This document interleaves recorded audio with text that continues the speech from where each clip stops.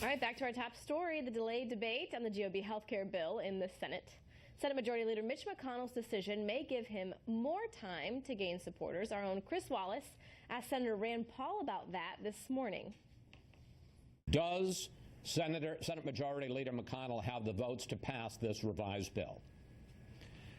You know, I don't think right now he does. And the real problem we have is, we won 4 elections on repealing Obamacare, but this bill keeps most of the Obamacare taxes, keeps most of the regulations, keeps most of the subsidies.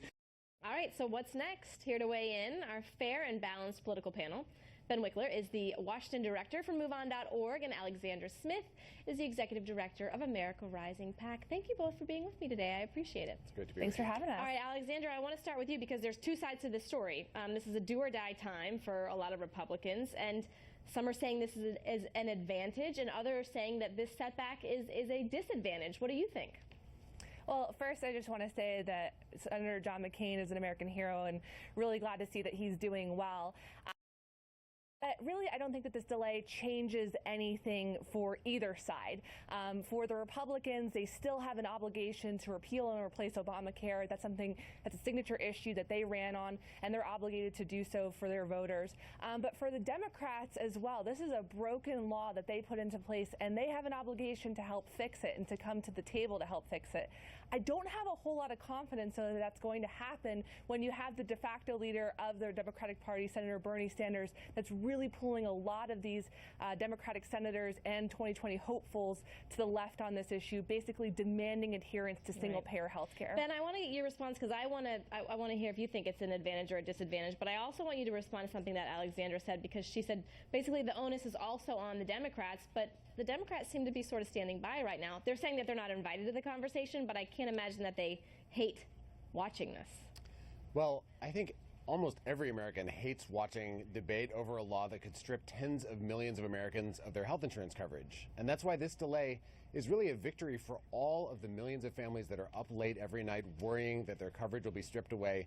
And okay, yeah, I'm just assuming that you're specifically replying to the CBO report. That's what you're referring to. Yeah, so the CBO report. Okay, so because we haven't had a CBO report from this most recent version. So I assume you are applying that to the CBO report out of the House version.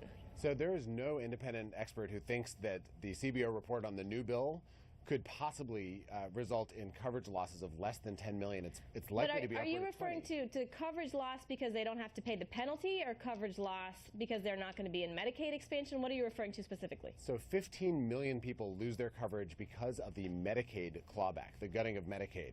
An additional 7 million lose their coverage because with the subsidies and supports for paying for health insurance gone and premiums skyrocketing, suddenly they won't be able to afford their coverage. Okay, so it's a combination.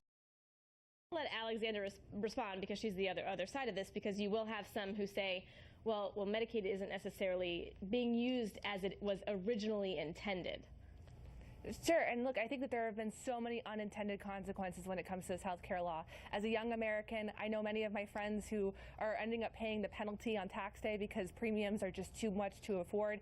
We see that in more than 50% of the counties, that there's only one health insurer in the Obamacare marketplace that was supposed to be this robust exchange. So everyone really agrees that this health care bill at a minimum or the health care law needs some amendments and needs some overhaul.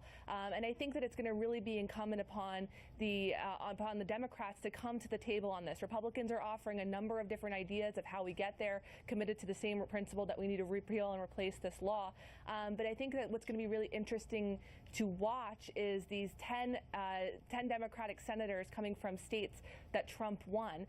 These are senators that are kind of caught in a vice grip between their donors in New York and San Francisco and the people in those states who overwhelmingly voted for President Trump, partially because of Obamacare, partially because of their dislike of this law. Okay, I want to let Ben have the last word. I want him to respond to that, and also the fact, Ben, do you see any Democrats coming on board? Because when it's repeal and replace and not fix or change, we don't see Democrats on board. So that's exactly right. A majority of Trump voters in the latest polling reject repealing the Affordable Care Act and want a bipartisan solution to improve and fix it. That's what Democrats want. That's what I think most of these Republican senators in their hearts want. That's definitely what the public wants.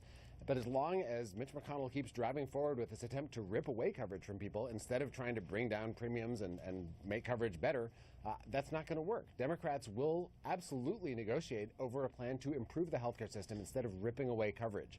And frankly, I think if this fails, an opportunity for the kind of bipartisan conversation that the country really deserves about how to improve healthcare rather than take it away from people. All right, well, we'll see where the conversation goes this week. They have a little bit more time. Alexandra, Ben, thank you so much. I appreciate it. Thank you. Thanks so much for having us.